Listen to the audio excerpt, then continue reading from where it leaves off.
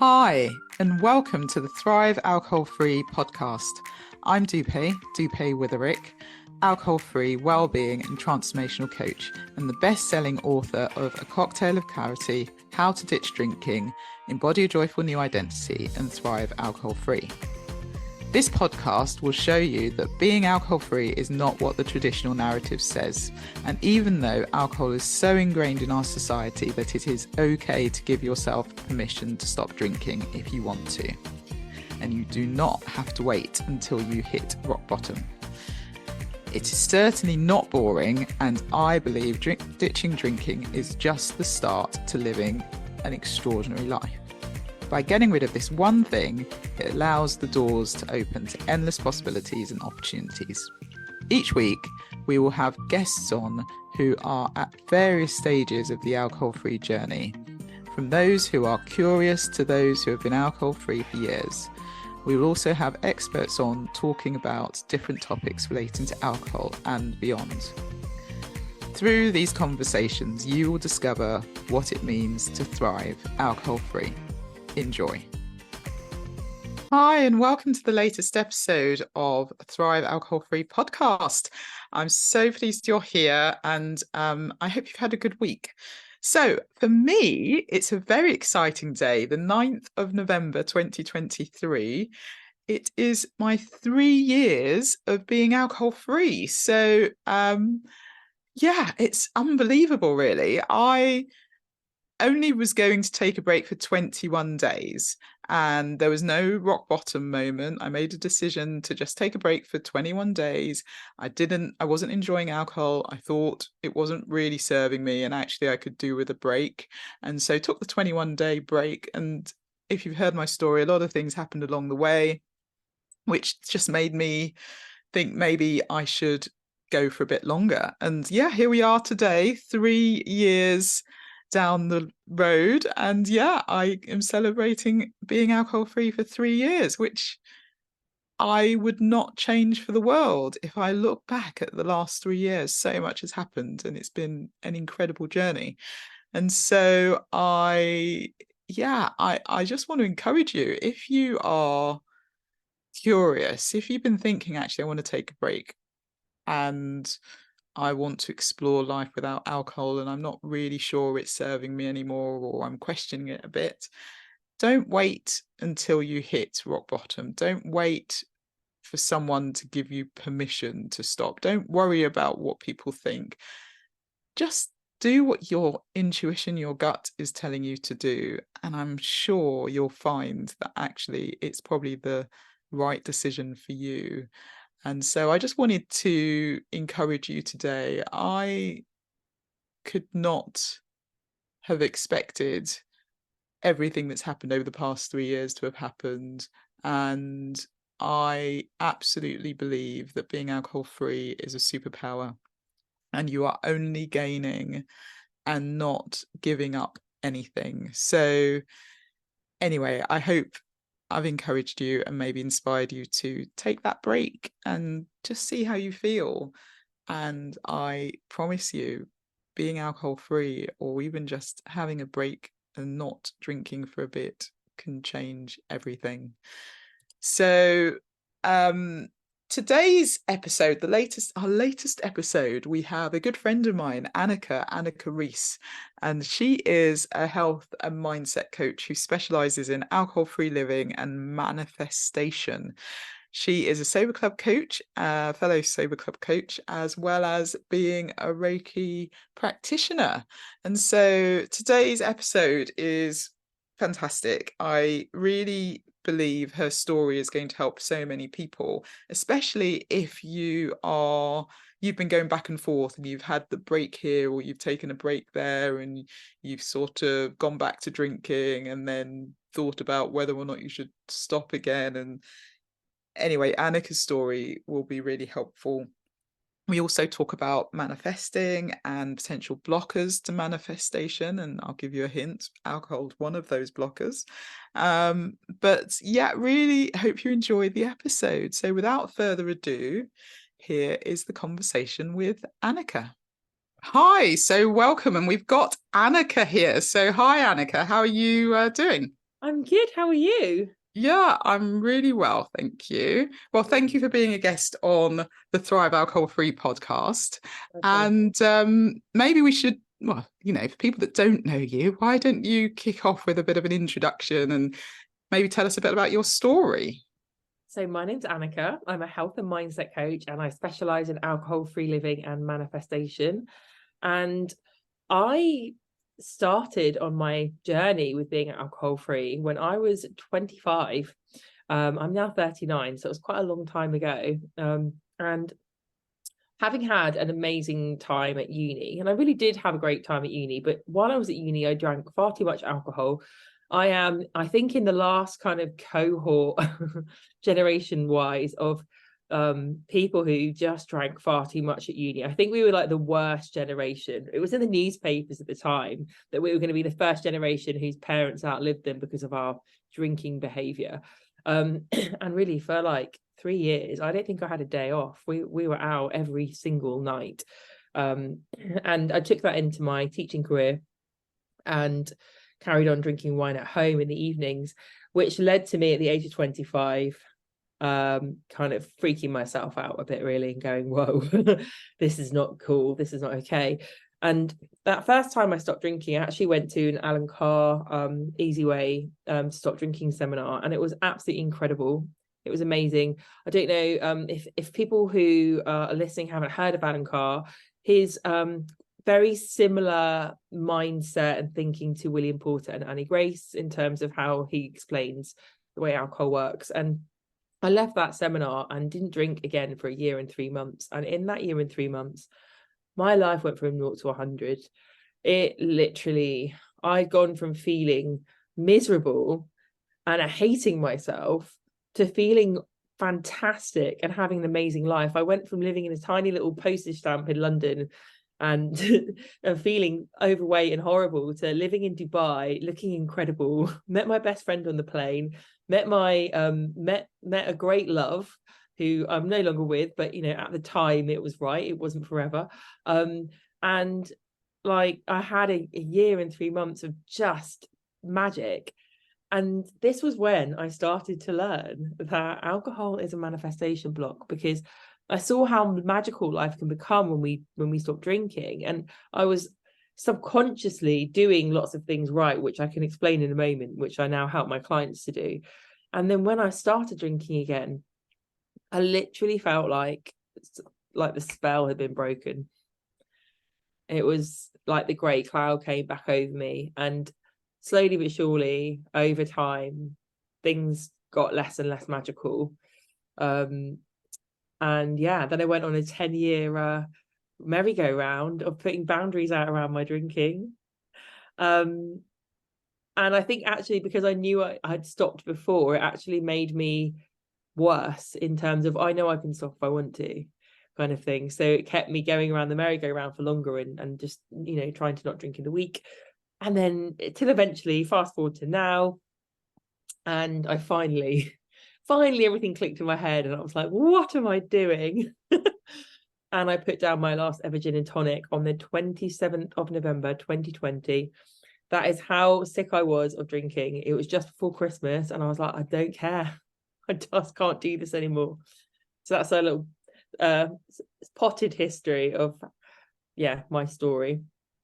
Amazing. And isn't that fascinating? So you stopped for a year and 3 months and you really saw the magic. Everything clicked, things fell into place. You ended up, in Dubai, which is amazing. So I'd love to hear a bit more about that sort of journey. But you met your best friend and you did all of that. But then you went back to drinking. Can I ask, what led you to go back to drinking? Yeah, absolutely. So first of all, at that time, there was not the sober community that there is now. I like to joke, I gave up drinking before it was cool, because it wasn't something that people were doing like they do now. It was like, you either join AA or you're a quote unquote normal person and you carry on drinking. So I didn't have that. And I had moved to Dubai, which, if you haven't been there, I know it's a Muslim country, but they glamorize alcohol to the extreme. The brunches. It's all about the brunches on a Friday. and Verve Clicquot on a silver trays or golden trays, and No. very, very glamorized, and everything revolves around alcohol there. Now, I'd gone through my first, before I met my ex, I'd gone through like 9 months of living in Dubai, not drinking, and there were loads of lovely things to engage in, and I enjoyed going out. I did even go to brunch and enjoy it without alcohol, because I loved being alcohol free. I think the thing for me that tipped me was when I fell in love, even though my ex didn't care that I didn't drink. Like, you know, I met him when I didn't drink and he drank. It wasn't an issue. It was me that I wanted to join in with him. He was a DJ, he was a party boy, and I enjoyed going partying with him. And I think I'd put on such a big front of, you know, I'm cool and I used to drink and I think it's cool that you drink. And I think I almost re-brainwashed myself, because I was so like okay with everyone drinking. And I'm not saying that you shouldn't be okay with other people drinking, but I kind of just forgot. I let myself become re-brainwashed, and I forgot like that it wasn't fun, because I was sort of so busy trying to make everyone else feel comfortable about their drinking, if that makes sense. And I eventually sort of thought, well, hang on a minute, maybe if I just had like a drink with him, if I don't like it, I can stop again. Like, it's not like I'm not signing anything, which was my famous last words, because once I'd even had that thought and then had that drink, that was it. Because even though I got in the shower the next day and I remember saying to myself, I'm not going to do that again. I didn't like it. It didn't feel nice. I feel horrible now. I had broken a promise to myself, and other people had seen me do that. So when I then said to my ex, I'm not drinking, which he was like, yeah, cool, like you can drive, or, you know, it's fine, we'll just go out. I knew that he knew that I'd broken that promise to myself, and it was so easy to coerce me. And it wasn't that he was trying to coerce me, but he just knew, well, she might want one because she did have one. So I'll just check. Like, are you sure? You can have one if you want. And then it all just came undone. All came undone. Yeah. I'm at brunch and then going to after parties and staying up till 6 a.m. And yeah. Yeah. It's interesting. It's interesting, I think, how quickly you can go back to it. And I think this is one of the things that a lot of people maybe don't think about. You can stop drinking and you can not drink for years. And actually, as soon as you do, your brain just has those associations and you just go back to the way you were. And the likelihood is it's probably worse than before, because it's as you say, it's a bit of a slippery slope. So it must have been interesting time. Say to my clients is we can't delete neural pathways, like we overwrite them, but those neural pathways are still there and they will light up like a Christmas tree if you have a drink again. Although I will say my drinking was slightly different when I started again. I could still put it away just like I could before, but the one thing that had changed was I was no longer living on my own. When I lived in London, I mean, I was sharing with a flatmate, but I was not in a relationship. I didn't feel accountable to anyone. I would just drink, and I might hide it from my flatmate. I might drink in my room, but I didn't feel like I was accountable. Now, when I would live with my ex, he was actually helpful to me in terms of not spiraling too far out of control, and he didn't realize it, because if I ever said to him, would you like a drink in the middle of the week? He'd be like, yeah, sure, babe. And I'd pour him a glass of wine, and then he would just forget to drink it. He loved drinking at the weekend. We would go absolutely nuts at the weekend together. But because he used to do that, he made me feel like I was allowed to do whatever I wanted. He didn't mind me drinking at home at all, never had anything to say about it. But because he always forgot to drink his drink when I had one, I thought, I'm not going to sit here and get drunk if you're not going to do it. So that put a bit of a stopper on me in terms of going back to those old habits. But again, I think the reason I took so long to come back to not drinking is that fear had gone. The first time I stopped drinking, I was so scared. I was really, really scared. And when I stopped, I was so relieved. And I was like, thank God. I thought I was in a real pickle there. And because I'd had that year and 3 months off, the fear had gone. I was like, I'm not scared. If I need to stop, I can stop. And that actually, ironically, became the biggest thing that held me back. Sometimes we need fear. Yeah. And what were you most scared about originally? I think I was scared like that I was going to become a full-blown, like, I hate the term alcoholic because I just think it's meaningless, but I was scared I was going to become like dependent on alcohol. And that was a time where that the only option was being an alcoholic or not being an alcoholic. And yeah, I went to a dark, but like, I mean, that was the first time I stopped. That was the worst my drinking's ever been. I was hiding it from my flatmate and drinking wine out of mugs and hiding it in my wardrobe. That's, you know, and you're like, this is scary. Like, what am I doing? Yeah. So I never went back to that place again, but I lived in a culture where it was normalized to drink a huge amount of alcohol. I mean, in Dubai, it's completely normal to get up at 10 o'clock on a Friday and have a drink. Yeah.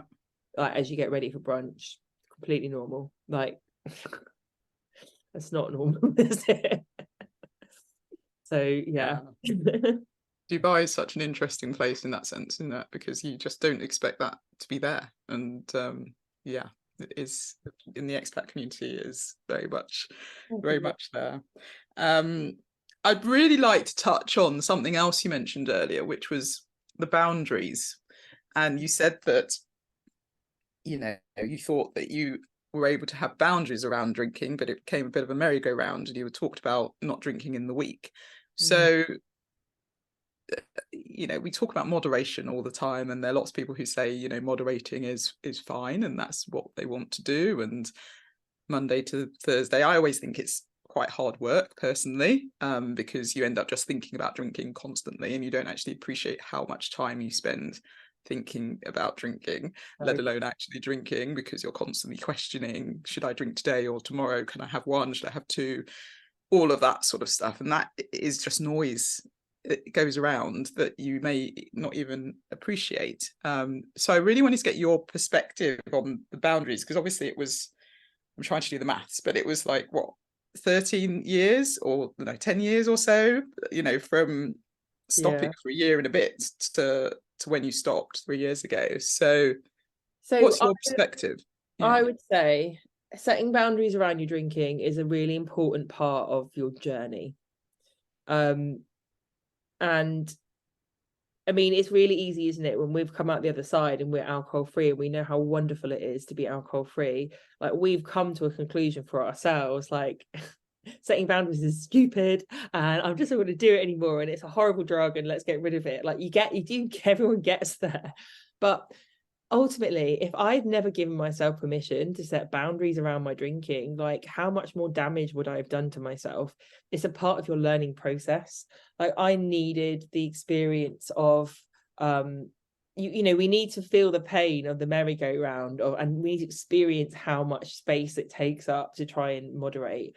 I mean, my main thing is that I do regret how long I spent going around that merry-go-round. If I look back at the last 10 years of my life, I'm coming up to my 40th birthday in July, and I think there's just so much time that I've wasted just numbing, really, and going around in circles, because alcohol, it stops you from healing. It keeps you stuck. And like, that relationship broke down, and it broke down badly, and it traumatized me. And actually, I didn't realize it, but it gave me PTSD, and I never knew that, and I didn't deal with it, and I got stuck for so long because I wasn't showing up for my feelings and I was numbing them. But with the boundaries, so I mean, for a long time, I got myself in a phase where I could mostly not drink in the week. And I managed to, I got really into exercise because of that, because I knew exercise stopped me from drinking in the week. But I mean, when I look back, I just think, who was I kidding? I used to have to give my friend, in Dubai at the time, you had to have an alcohol license to go to the off license, right? And I used to give my friend my alcohol license and be like, can you confiscate this from me? Because it was the only way I knew I could not drink in the week. And sometimes I would have a really bad day at work and I would drive to Abu Dhabi, which was half an hour, to get some wine where you didn't need your alcohol license. And I'd be like, no one's going to know. I mean, this is where we're like, oh, I'm so clever. I've got boundaries around my drinking. I'm fine. Really? You've just secretly driven to Abu Dhabi an hour round trip to get a bottle of wine because you had a bad day? You've got to laugh, haven't you? Yeah. No, it's interesting, isn't it? And so to the listener who is potentially feeling that it's, they've got to the point where it is enough, and they're sort of aware that potentially they should do something about their alcohol, what would you suggest that they maybe do? So what I like to say to my clients is like, start collecting data. And this is where boundaries around drinking are actually helpful when you're in what I call the data collection phase. So if the thought of even stopping like today or tomorrow scares you, then say, okay, I'm just going to collect some data. I'm going to actually witness myself. I'm going to witness the feelings I'm feeling before I start drinking. I'm going to witness during, and start to like actively write them down or make notes in your phone. And then start putting some boundaries in around your drinking and start seeing how they make you feel and how you react to them. You might be very surprised at what you find in terms of how uncomfortable you feel, how much space it takes up thinking about when your next drink's coming, etc. I think the thing with completely stopping is it's got to be something that you really, really want to do. And then it's actually easy. When you really want to do it and it's something clicks and you've learned a bit about what alcohol does to you, you can let alcohol go. But when you feel like someone's told you shouldn't do that anymore, you just create more resistance. And actually, that first time I stopped drinking, I didn't just stop drinking when I went to that course. That was like over a year of worrying and not telling anyone that I thought I had a problem, and drinking and pouring bottles of wine down the sink, and going into work like not having washed my hair because I was too hungover to get up to do it. And like that was a long build up of suddenly me being like, oh my God, please somebody help me. And then I went to that seminar. Now that lead up to that seminar was really important.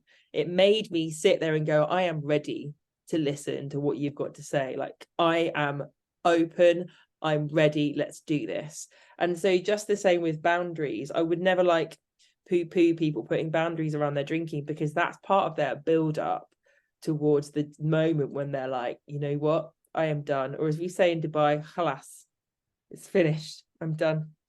So yeah, it is an important part of the process. And so often in healing, the most powerful rocket fuel in our healing is the bit that feels the worst, is the rock bottom, horrible, icky feelings that make us feel absolutely horrendous.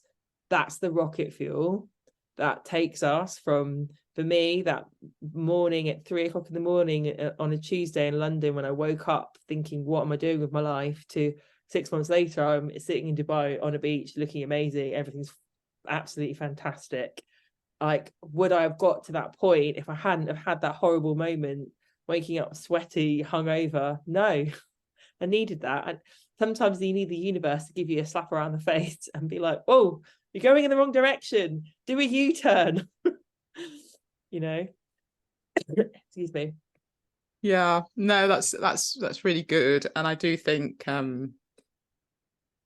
it's you're never going to stop on someone else's account. It has to be for you. You have to make that decision. So there's no way you're going to stop for your whoever tells you to stop, whoever they may be, or whatever you think if you think you should. If you're not ready, it's not going to happen. So absolutely agree with that. I think thinking about how you can, what works for you, whether it is actually I want to take a break for 20 days, 30 days, something like that as a starting point, or to your point, monitor how I feel when I do drink and when I don't drink, and how I feel about boundaries. I think that's a really good, good shout for people to just think about what works for them. Yeah. So that's great.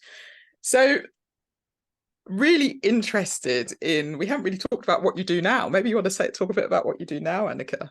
So in my role now, I've basically used all of my experiences to help people. And the reason that I call myself an health and mindset coach that specializes in alcohol-free living and manifestation is because, for me, my whole alcohol-free journey has been learning about how much we can rev up, like, manifesting what we want when we don't drink, and how much we slow the process down when we drink. And I learned that. And I mean, I think one of the things that stopped me from stopping again was this kind of, oh, you're doing that again, and oh, she's always on and off the drink, and are you drinking at the moment or aren't you? And I stopped taking myself seriously, and I was starting to shame myself for, I knew I'd had that magical period, and I was like, why did I ruin it? Why did I do that? And now it all makes sense, because I was meant to have that, because the universe was showing me, like, this is what life without alcohol can look like. This is how powerful you are when you don't drink. And then I needed, like, that 10 years of training of let's try out all the other ways of not drinking. And the reason that now I value that so much is because, as a coach, if I'd have become a coach after that first year and 3 months and I'd never started drinking again, I wouldn't have got it. I'd have been like, just stop. Like, everything's amazing when you don't drink. Like, what's the problem? And now I've spent so much time experimenting on myself. I really understand so many other factors around not drinking, especially as after I'd had my divorce, I had got PTSD and an anxiety disorder, and I also know what it feels like to stop drinking when you've got that, because it's quite different experience.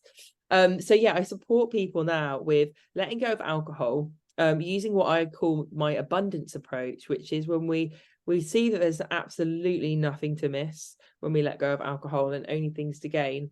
And I take people step by step through the manifestation process and show them just how and why alcohol really, really slows us down. And when we understand how it works, we can also lean into and utilize that process even more on our healing journey, because really, a process of manifestation is a healing journey, because the more we heal, the more we raise our vibrations, the more we raise our self-worth, and the more we manifest, because we can only manifest that which we think we deserve. So yeah, that's what I do. I do one-to-one coaching. I do a 6-week course, Sober and Soulful. I also do an advanced manifestation course. And I personally just think any kind of healing work that you do, if you're doing it while drinking every day, like, you're kidding yourself. You're not healing. You can't heal when you're drinking daily. It doesn't make sense to me. I don't know if that resonates with you. I'd agree with that. Yeah. And you talked about sort of the PTSD and the anxiety disorder as well, and of course, alcohol exacerbates anxiety. It doesn't reduce it, contrary to what a lot of people think. So I think you're right. I think if you do want to, one, heal and then really manifest, then absolutely, maybe taking away that one thing, the magic starts to happen. So yeah, so I'd be really thanks for sharing that. And I think I'd be really interested to maybe hear a bit about your healing journey, because one of the things that I say to my clients is, you want to focus on sort of ditching the booze first. You want to really focus on that. And yeah, emotions come up and various things early on, but try to put them to one side and we can come back to that. And that's something that we sort of look at a bit later on, but certainly not in the really early days. I think it's really important to sort of just not drink for a bit and not worry about all these things. But for you, how did you go about sort of the healing? How did you go about that? So it's interesting, because when I look back at the first time I stopped drinking, I mean, now that I'm 39, I look back at myself when I'm 25. I don't know if you do this ever, but I see that version of myself as like a daughter almost. I'm like, good for you. You did so well. I'm so proud of you. How did you know to do all these things? You're so clever. I don't say that about myself now, but I look back at myself and I think I But you intuitively. are, Annabelle. Yeah. Oh, thank you so much. But I intuitively started doing things that no one had told me to do. And I mean, now I'm like, that must have been my higher self, like telling me what to do. Because basically, when you stop drinking, you stop ignoring yourself. Yeah. And you start listening. You have no option. We have a bad day and you can't go home and numb. So you're like, right, well, there's only one thing for it. I'm going to have to get my journal out and I'm going to have to file this away properly so I can move on with my evening. And I just remember doing that a lot. And I just thought it's the only way I'm going to get rid of this horrible feeling, just to journal it out. And by doing that without even meaning to, I started to heal myself, and to raise my vibrations and my self-worth and start to feel better.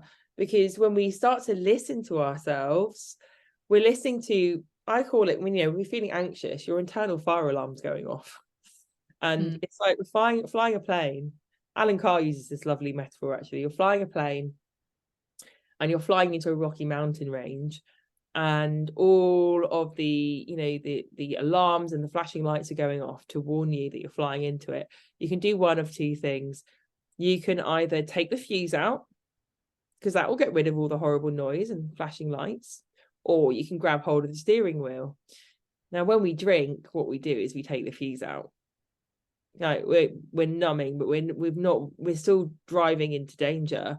But when we stop drinking, we're like, oh, I'm actually going to have to listen. What is this system telling me? Oh, it's telling me I need to redirect. Okay, let's go. And then we fly off into safety. And that's essentially like a very simple way of how we heal when we stop drinking.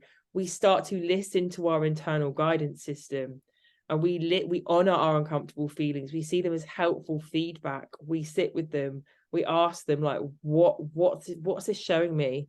What's it showing me about where I need to set a boundary with somebody, or what I need, a limiting belief that I need to heal within me? What's it showing me about what isn't serving me anymore?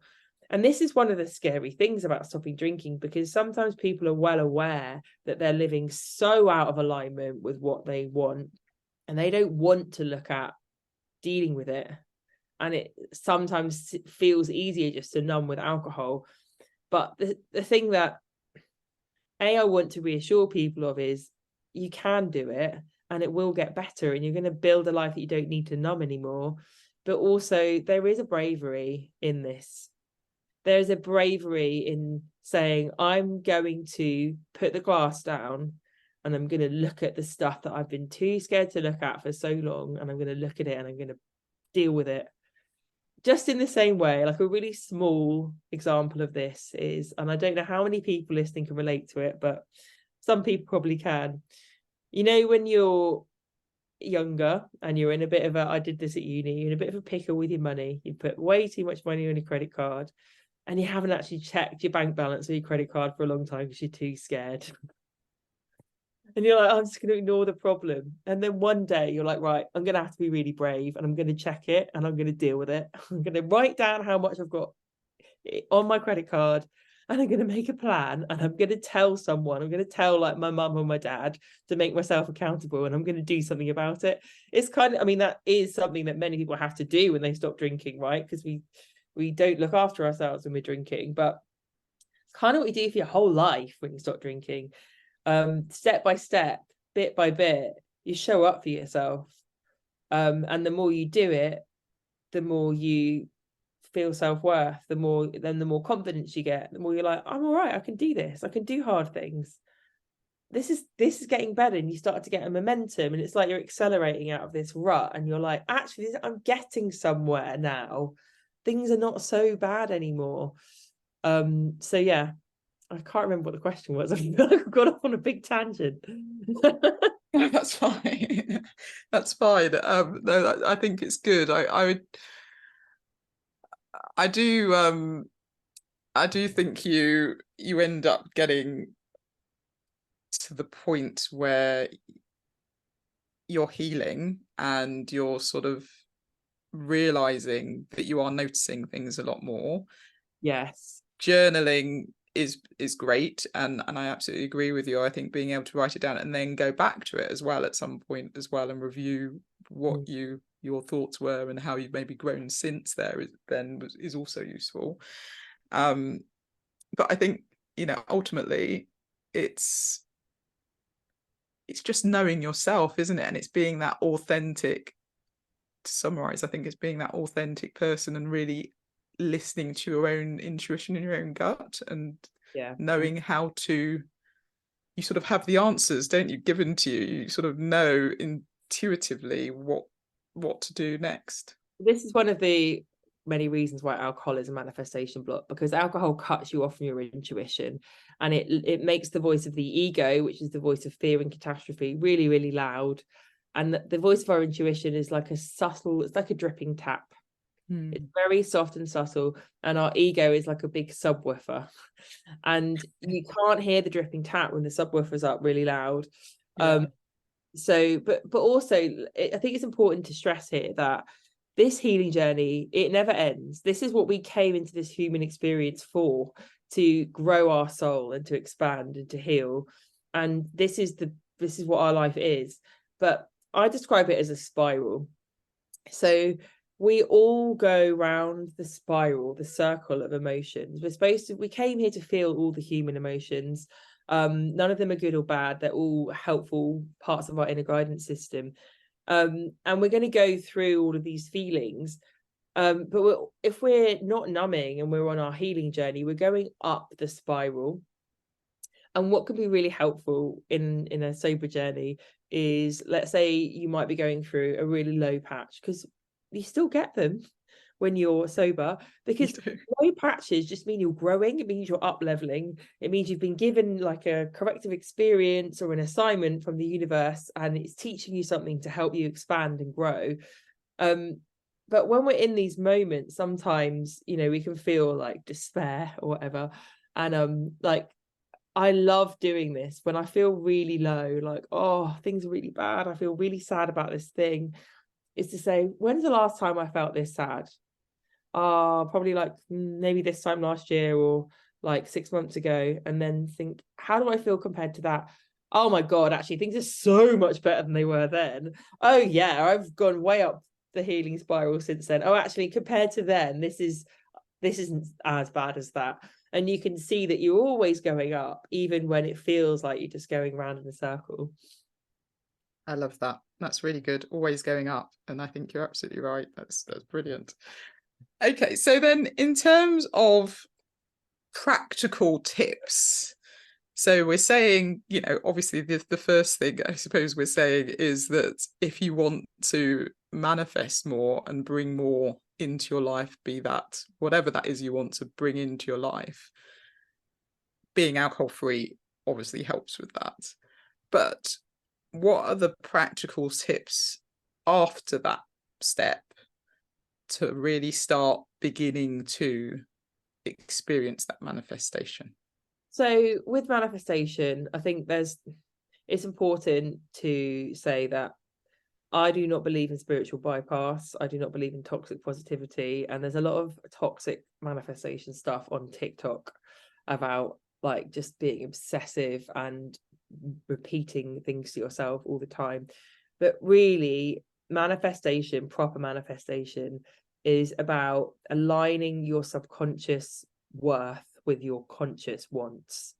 And when we're on this healing journey, it's about identifying, where do I have limiting beliefs around who I am, what I can do, what I can have, and how can I dissolve those? Because when we have a limiting belief around our worthiness of something, we will not be able to manifest it until we've got rid of that. So if you think that you're not worthy of love, or that money is evil, or that people with money are unkind, or in various things, like that's going to be your block. That's your subconscious block. And really, we're working out how we've been getting in our own way, because really we can do anything. The only thing that stops us from doing things is when we get in our own way. And if we've got a subconscious belief around like, people with money are evil, your subconscious is going to do everything it can to protect you from having money if you believe that, because it sees it as unsafe. Like, you won't have a tribe. Like, that's dangerous not to have a tribe. You'll be eaten by wild animals. When we were in our primitive state, that was just not safe. So it's about understanding ourselves enough so that we can dissolve our limiting beliefs, heal our wounds around what we do or do not deserve, so that we can get out of our own way, really, and make things happen in our lives. Now, there are loads of magical things that happen that we can't explain when you go down this path, but a lot of it comes from you, how you see yourself, and how you get out of your own way. That's really good. And I absolutely agree with that. I think it's interesting, though, the number of people that don't know or don't realize they have those limiting beliefs, because a lot of people don't pause and really think about what they think about, right? So it's just an automatic belief that's been there for however long, and if it's not questioned, and again, it's hard to really think and stop and question if you are drinking every day or every other day. This is it. And actually what you're describing there is the power of self-witnessing. Self-witnessing is so powerful, and it's like a muscle. I mean, our brain is not a muscle, but our neural pathways act in a similar way to muscles, because obviously the more we use them, the thicker and stronger they get. And the more we self-witness, the more we develop those neural pathways around observing ourselves and objectifying and disconnecting, or creating that gap between feeling something and acting on it. And we create more and more power. And when we're drinking, you're right, we don't have the ability to self-witness. I mean, we're spending most of our time inebriated. Like, we can't self-witness when you've been drugged. And we are less able to regulate our nervous system. Now, when you're less able to regulate your nervous system, you're more reactive. That's the opposite of creating space between feeling something and acting on it. It's the opposite. The more regulated we are, the more we are able to feel something and go, oh, that's interesting. Oh, what's that? Okay, that didn't make me feel good. I mean, I've got to the point now where I can't believe how I can catch myself sometimes, and I'll feel something and I'll start to feel angry or upset, and I'll think, this isn't about them at all. This is about you, Anneka. This is about that thing that happened 10 years ago. And I can catch myself before that other person even knows I've thought anything, and I think, just going to pull myself out of the situation and recalibrate before I decide what my next move is. Yeah. So it's so powerful. Yeah, and the ability to do that is amazing, because when you do look back and you think how reactive you are, how reactive I was to various things that really were probably quite inconsequential, but you sort of blow up, don't you, when you've been drinking and you're not quite yourself. So 100%. Yeah. So I mean, the benefits are endless, and I'm sure you and I will be on a podcast in like 7 years, celebrating our, we've not drunk for 10 years, and like, what's it like now? And there'll be new learnings and new things that we're like, God, remember when we were only 3 years in and all we knew was that. Exactly. It never stops. Yeah, and that's what they say, and that's what's so exciting about it as well, isn't it? It's sort of, what's next? What's going to happen next? This is amazing. Even in the 3 years, we look at each other. We've known each other obviously for the 3 years that we both stopped around the same time, and I feel like we've both grown hugely since then. So who knows what's going to come next? It is exciting, and I do feel like, you take the break off when you stop drinking. Like, we've found that ourselves, and we can see it in the sober community. People exponentially grow when they stop drinking. Yeah, absolutely. Well, thank you, Anneka. What we always do when we end the podcast is we ask the question, what does thriving alcohol-free mean to you? So love to hear your answer to that. Thriving alcohol-free to me means growth. And it means healing. Yeah. Personal growth. Wonderful. Growth and healing. Yeah. No, I love it. I love just the different perspectives and hearing all about manifestation and boundaries and blockers and all of that. It's been a really interesting conversation. So thank you for taking the time. Is there anything else you want to end with before? Just if anyone's enjoyed our conversation, do come over and listen to the Alcohol Free Vibes podcast. It's on Spotify, Google, and Apple.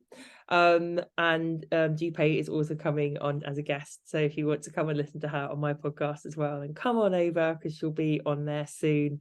And you'll see links in my show notes to all my other offerings, like my YouTube and Instagram and TikTok and all that's all on there. So just the Alcohol Free Vibes podcast.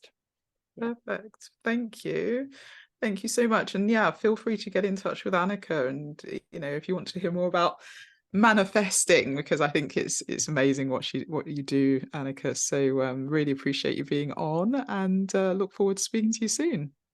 Thanks so much. Take care. Well, thank you, Anneka. That was such a great conversation, and I really think I have to agree with Anneka in the sense that magic does happen when you stop drinking and you open yourself up to really understanding yourself and hearing the things that you need to hear from an intuitive perspective, and just really opening yourself up to being the person that's always been there, that you have been designed to be, and witnessing who you are and how you're sort of meant to be in this world. So I hope you found it useful. I hope it's given you some food for thought.